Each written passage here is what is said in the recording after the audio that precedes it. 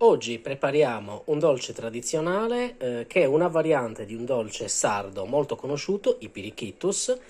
In questo caso sono i pirichitus di San Biagio, sono molto più piccoli, poi vi faccio vedere esattamente quanto, ed è leggermente diverso l'impasto. Qui utilizzeremo 250 grammi di farina 00, 3 uova e 3 cucchiai di olio. Solitamente si utilizzano 300 grammi di farina, le dosi sono queste, però in questo caso vogliamo che l'impasto sia un po' più morbido perché devono sviluppare da una dimensione un po' più piccolina. Quindi così, poi se vedete che è troppo morbido, che la farina è un po' umida, allora aggiungerete, però deve rimanere un impasto molto tenero, non deve essere sodo come quello dei pirichitus tradizionali, mi raccomando. Per quanto riguarda la glassa, qui utilizzeremo una glassa reale, spennellata, non troppo densa e della scorza di limone ricavata con una grattugia molto sottile, solo come decorazione che metteremo in contrasto sulla glassa bianca. Questa è una variante che faccio io perché solitamente sono solo spennellati di glassa reale in modo semplice, però io credo che il limone regali sia colore che sapore. Quindi vediamo subito: 250 g di farina, 3 uova, rompiamo le uova nell'impasto, aggiungiamo i 3 cucchiai di olio e cominciamo a impastare. Abbiamo aggiunto tutti gli ingredienti, quindi aiutandoci con il cucchiaio, con lo stesso che abbiamo utilizzato per l'olio, andiamo a cominciare a un impasto preliminare e poi lavoreremo con le mani. Qua bisogna sporcarsi le mani, ragazzi, e poi va lavorato abbastanza bene, lo metterete sulla spianatoia, lavorerete energicamente finché sentirete l'impasto che scoppietta. Questo è un segreto. Giunti a questo punto, cominciamo a lavorare con le mani. Chiaramente io qua sto tenendo anche la telecamera, un po' per voi verrà molto più facile. Poi passiamo sulla spianatoia.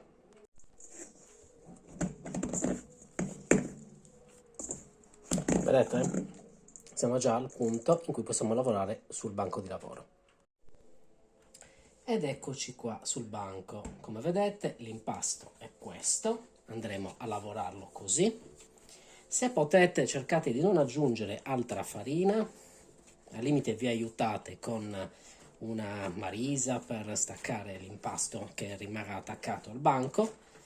Questo è il metodo di lavorazione che dovete utilizzare. Polso, così, energico.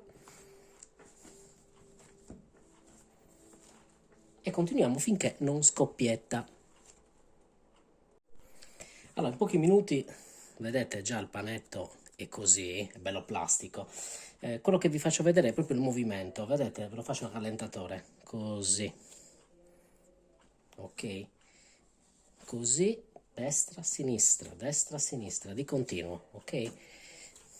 Questo è un bel metodo per lavorare gli impasti, va bene anche per altro tipo di impasti, anche per fare la pasta va bene questo, E viene bene, vi assicuro che viene bene.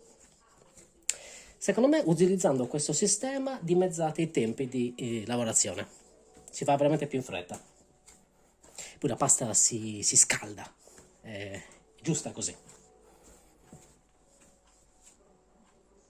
Allora, il nostro impasto è pronto. Questa è la consistenza che deve avere. Vedete? È plastico, è morbido. Ok? Adesso lo lasciamo riposare qualche minuto e poi cominciamo a realizzare le nostre palline, molto piccole.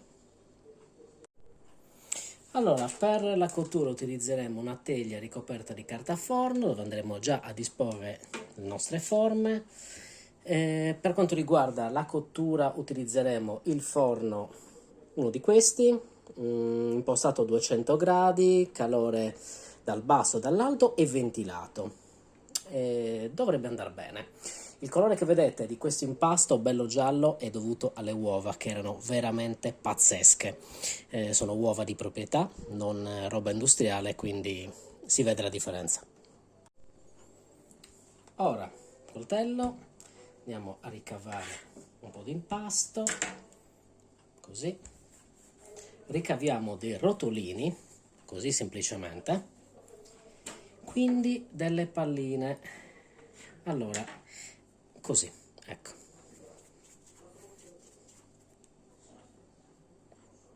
Sono piuttosto piccoli, devono essere piccoli, poi svilupperanno un po' in forno, Vi do il peso esatto di queste palline.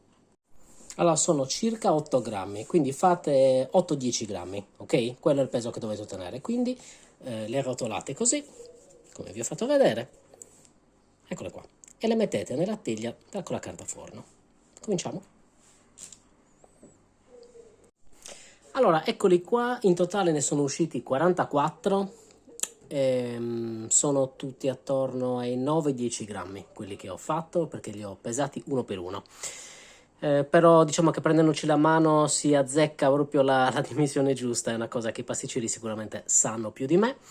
Bene, quindi non ci rimane che riscaldare il forno e andare a infornare. La cottura di questi richiederà, credo, un 18-20 minuti, ma comunque verificheremo la cottura perché questa è la prima prova che faccio con questo tipo di forno. Questo è un fornetto che non è proprio pensato per questo tipo di pasticceria, quindi lo sto mettendo un po' alla prova, ecco, ma mi piace, quindi andiamo. 200 gradi, come vi ho detto, calore dal basso, dall'alto e ventilato, e vediamo un po' come vengono. Bene, cominciamo la nostra cottura.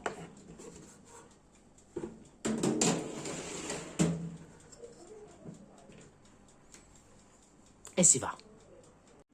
Allora, la cottura sta andando bene, come vedete stanno cominciando a spaccare, vedete quello lì in fondo? Sta cominciando a fare delle crepe ed è anche quello lì all'angolo, ok, quindi questa è proprio la caratteristica tipica di questo dolce. Devono perdere la forma sferica perfetta e creare queste crepe, quindi ci siamo, sta andando benissimo. E poi guardate come sono cresciuti, carini, eh? Allora, sono trascorsi in tutto 10 minuti da quando ho infornato e guardate come sono. La cottura è molto uniforme e mi sta stupendo perché questo è un fornetto pensato per piccole preparazioni, non per la pasticceria. E invece, raga, fa un bel lavoro. Guardate come stanno spaccando bene, sono veramente perfetti. Mi stanno venendo meglio qua che nel forno grande, quindi ottimo davvero. Allora, direi che ci siamo quasi, qui siamo a circa 20 minuti di cottura e io gliene farei fare un altro paio di minuti perché questo dolce è un po' traditore. A volte vi sembra ben cotto, ma se non è ben dorato rischiate che una parte dell'impasto rimanga cruda all'interno e questa cosa non va bene, quindi bisogna tirare un po' avanti la cottura leggermente. Comunque adesso li faccio dorare un po' e poi chiudo. Diciamo, quindi ci saranno un 22-23 minuti di cottura complessiva con questo fornetto. Poi chiaramente ogni forno dovete controllare voi e regolarvi. Allora, diciamo 23 minuti di cottura, sono appena usciti dal forno adesso, quindi questo è all'incirca quello che devono essere, vedete? Devono spaccare così, devono fare un po' di faccia, quindi devono essere un po' dorati e adesso chiaramente sono molto caldi, la parte di sotto deve dorare leggermente. Ecco, questa è proprio la cottura classica di questo dolce. Come vedete sono veramente piccini, non so se guardate il mio dito, ok? Sono piccolini piccolini. Quindi adesso li lasciamo raffreddare leggermente, quindi occupiamoci della glassa. Faremo una glassa reale, quindi ricetta tradizionale, circa 120-130 grammi di zucchero a velo e un albume d'uovo montato a neve. Quindi monteremo a neve l'albume, poi aggiungeremo lo zucchero, continueremo a montare, si creerà una bella crema e poi con un pennello andremo a dipingerli. Non troppo, non andate a pucciarli nella glassa, deve essere una spolverata, perché devono essere dolci, sì, ma non deve essere un dolce che ti rovina il palato, ok? Bene, prepariamoci. Allora, un albume, un pizzichino di sale, così. Montiamo a neve questo albume con il frullatore, poi aggiungiamo 125 grammi di zucchero a velo, continuiamo a montare e creiamo la nostra glassa. E andiamo.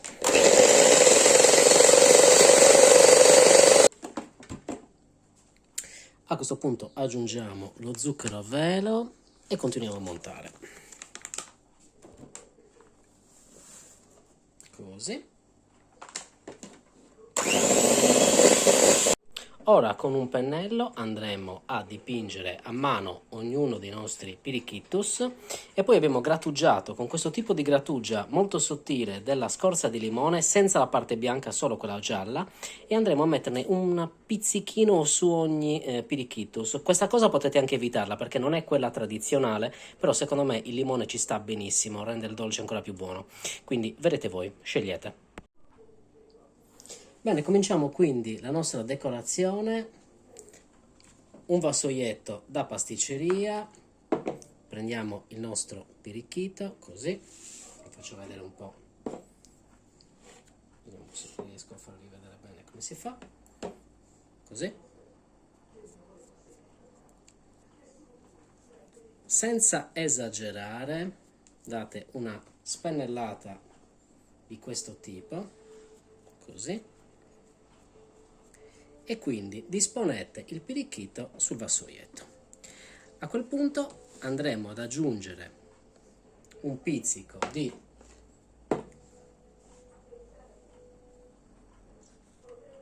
così, e questo è il risultato che dovete ottenere. Continuiamo così con tutti i nostri dolcetti. Ed eccoli qui, ora stanno asciugando, bisogna far rapprendere bene la glassa e poi potremo assaggiarli. Però l'effetto che ho ottenuto è esattamente quello che desideravo, quindi sono molto soddisfatto. Sono molto carini e sicuramente saranno anche molto buoni e profumati. Poi li assaggeremo e vedremo insieme. Tanta fatica e ora l'assaggio. È un bel morso.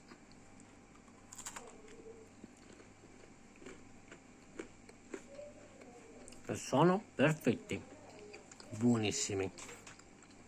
Provateli e fatemi sapere che ne pensate.